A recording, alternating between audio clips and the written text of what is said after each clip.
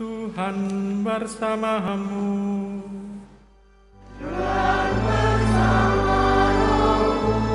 Inilah Injil suci menurut Santo Lukas.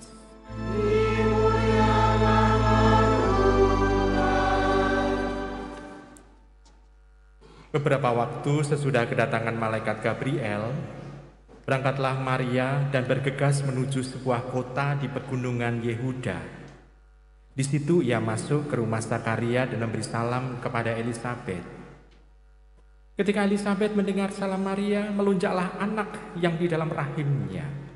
Dan Elisabet pun penuh dengan Roh Kudus, lalu berseru dengan suara nyaring, "Diberkatilah engkau di antara semua perempuan dan diberkatilah buah rahimmu.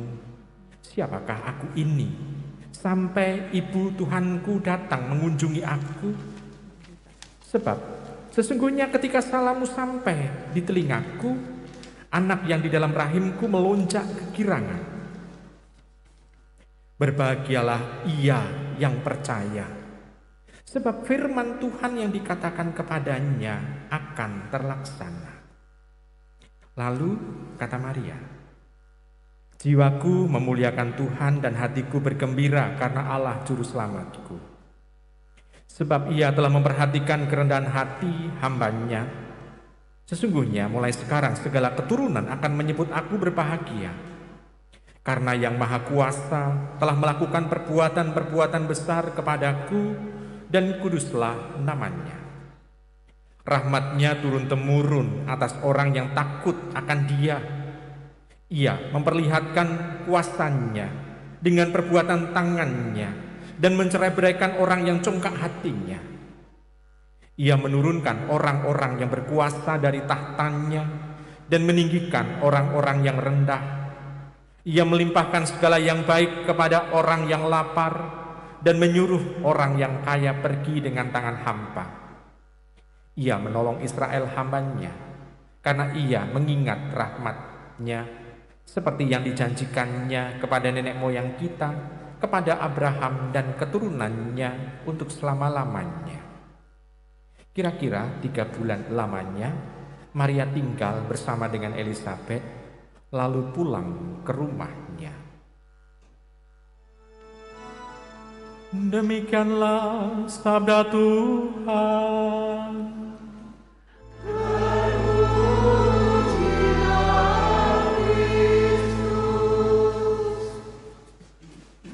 Ibu, Bapak, saudara-saudari yang terkasih dalam Yesus Tuhan, beberapa waktu yang lalu memang ada WA dari Bapak Uskup, bahwa Bapak Uskup itu menuliskan surat gembala dalam rangka 77 tahun kemerdekaan negara kita yang judulnya Pulih Lebih Cepat, Bangkit Lebih Kuat.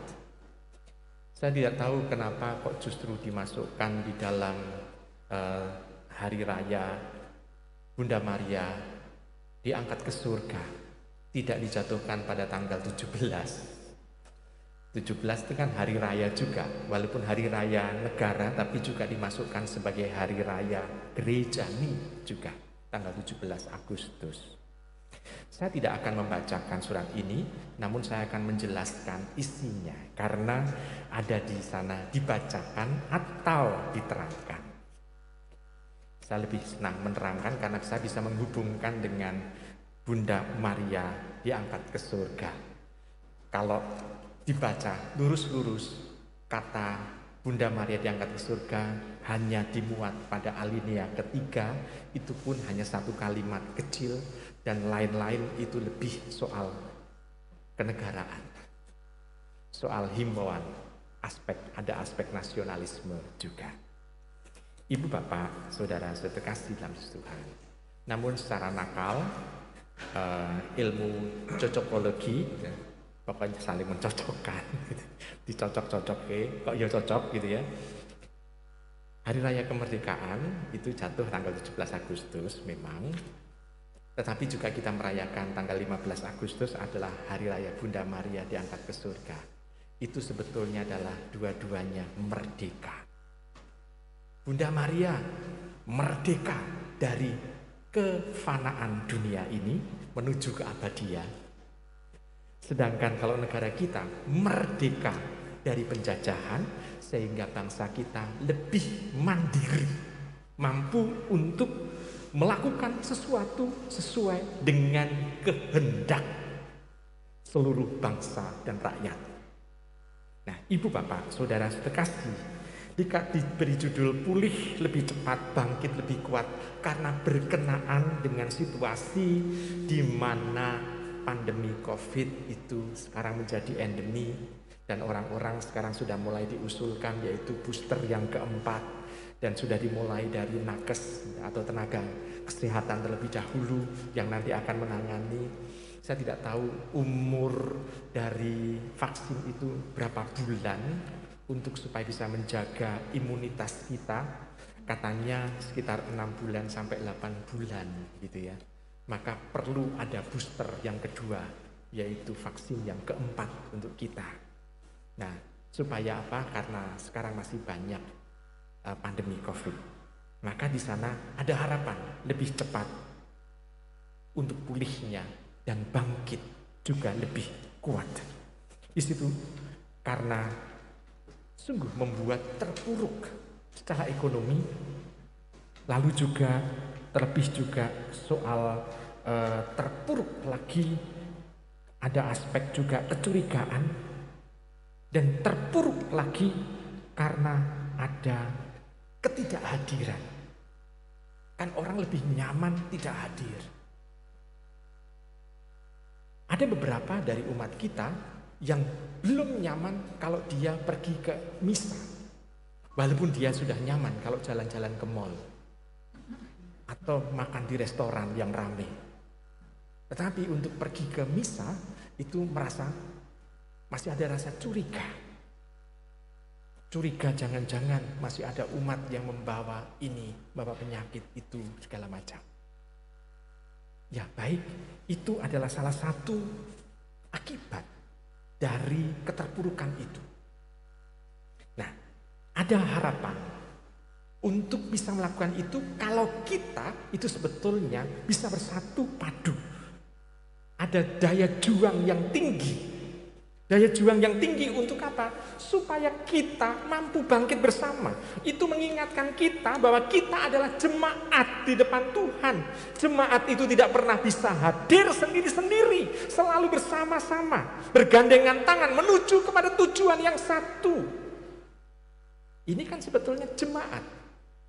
Aspek menjemaat kita ini harus ada, tetapi saling berjuang satu sama lain.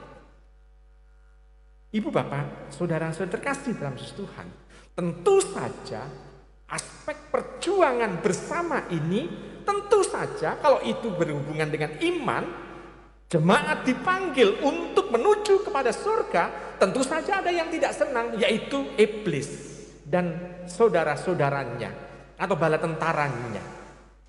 Dia tidak suka kalau orang itu berjemaat menuju surga, karena mereka suka kalau mereka gagal menuju itu.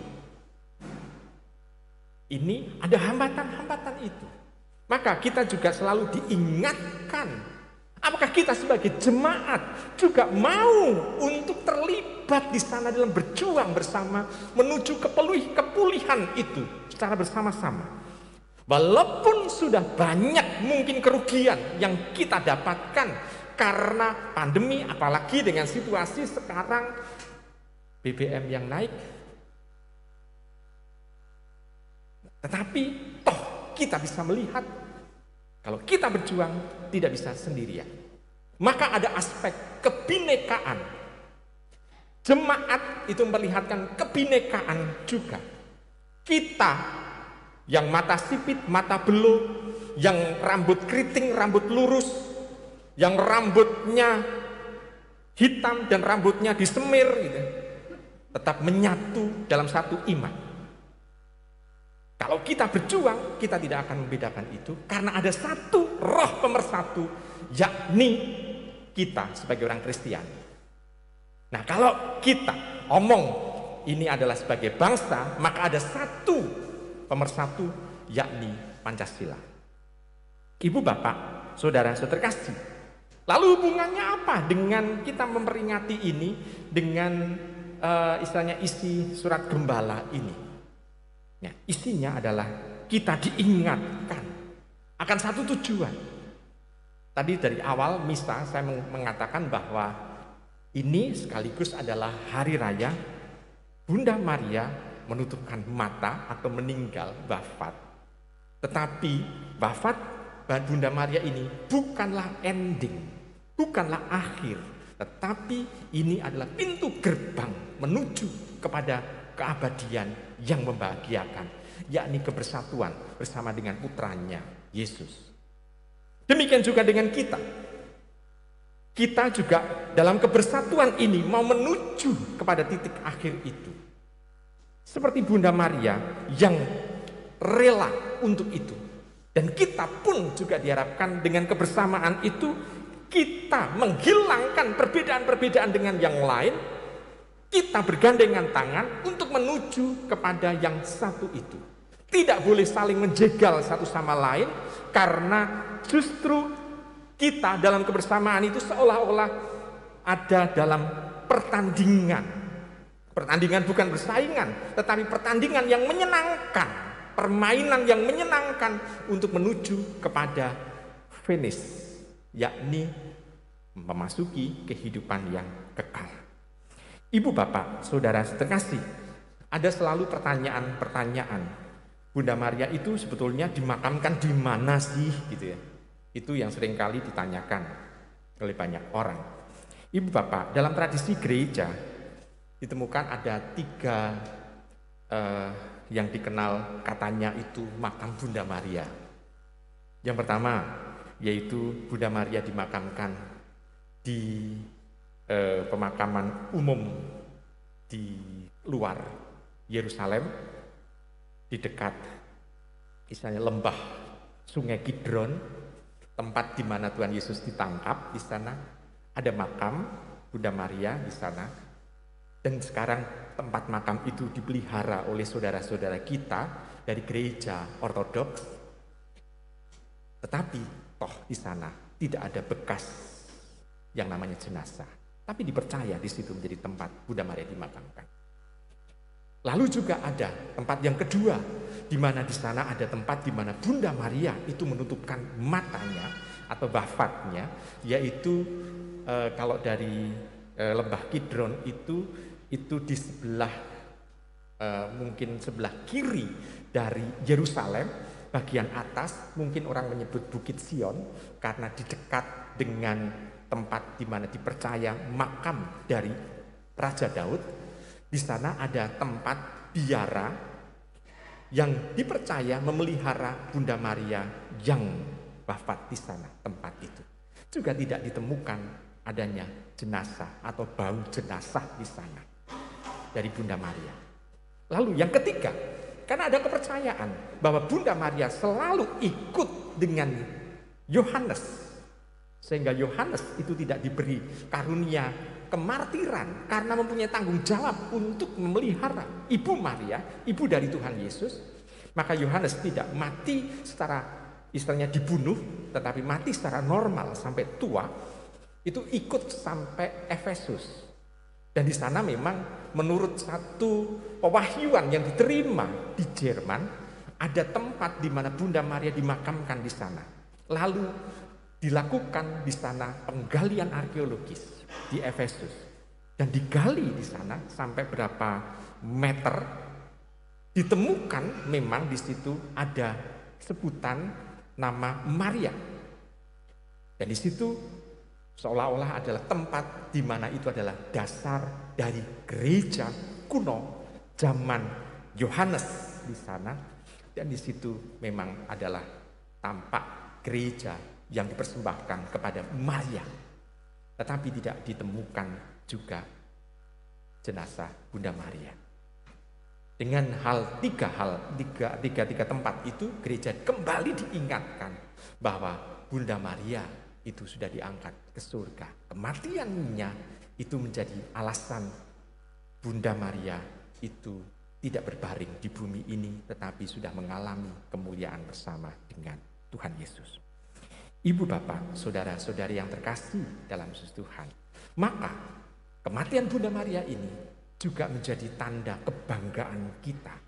Dia yang menjadi juga bunda kita sudah mengalami seperti itu, maka kita berharap nantinya kita juga bisa mengalami hal yang sama seperti yang dialami oleh bunda, yaitu naik ke surga. Dan semoga juga kita mengalami pengurapan itu. Tetapi kita bisa melihat Bunda Maria dalam kehidupan sehari-hari, dia tidak pernah yang namanya hanya memikirkan dirinya sendiri. Kita melihat dalam bacaan Injil, dia bersyukur kepada Tuhan walaupun dia sengsara. Kita bayangkan umur 14 tahun diperintah oleh Tuhan untuk hamil tanpa menikah, tanpa ada kehadiran laki-laki, itu kan sesuatu yang sulit diterima. Tetapi dia tetap mengatakan syukur, magnificat. Dan kita dengarkan dalam bacaan Injil, dia bersyukur. Dan syukur itu bukan untuk dirinya sendiri, tetapi dia bersyukur karena Tuhan itu mau mengangkat umat manusia, terutama memang bangsa Israel. Melalui bangsa Israel, umat manusia bisa mengalami keselamatan. Itu magnificatnya, ucapan syukur dari Bunda Maria. Nah, sekarang bagi diri kita bisa belajar dari Bunda Maria. Apakah kita juga pada saat kita mengalami kesedihan, mengalami masalah, mengalami kesulitan dalam hidup, mampukah kita tetap mengucapkan kata syukur kepada Tuhan? Syukurnya apa? Karena dengan kita diberi kelemahan, diberi masalah, diberi istilahnya itu kesusahan, kita mempunyai kesempatan untuk minta Roh Kudus kepada Allah untuk membantu kita menjadi semakin kuat. Bukankah ini menjadi kesempatan bagi diri kita? Persis seperti yang dikatakan oleh Paulus, di mana aku lemah, di situ aku kuat. Dalam kelemahan itulah kita mempunyai kesempatan untuk minta kepada Tuhan Roh Kudus supaya kita lebih kuat menghadapi masalah, menghadapi situasi yang sulit dalam kehidupan kita ini. Tanpa Roh Kudus, kalau kita hanya sendirian, kita tidak akan mampu menghadapi ganasnya kekejaman dunia. Tetapi dengan Roh Kudus, kita semakin dikuatkan. Nah, kadangkala orang hanya selesai dengan mengeluh, mengapa Tuhan memberikan peristiwa yang menyedihkan bagi saya misalnya. Mengapa Tuhan memberikan masalah yang berat bagi saya? Mengapa Tuhan melibatkan anggota keluarga saya sehingga bersusah payah mereka semua? Seringkali kita selesai mengeluh itu, tetapi mengeluh tidak menyelesaikan masalah. Justru membuat kita semakin stres. Ibu, bapak, saudara-saudara kasih dalam Yesus Tuhan, ada satu hal yang perlu kita ingat. Masalah memberikan kita stres, memberikan kita tekanan. Tetapi stres dan tekanan itu bukan menjadi masalah bagi kita. Yang menjadi masalah adalah reaksi tubuh kita, reaksi pikiran kita, reaksi hati kita terhadap stres maupun tekanan itu. Reaksi dari diri kita bagaimana? Kalau kita mampu untuk bisa melihat bahwa di balik tekanan itu ada sesuatu yang luar biasa, maka kita akan mampu untuk bisa bersikap seperti Bunda Maria.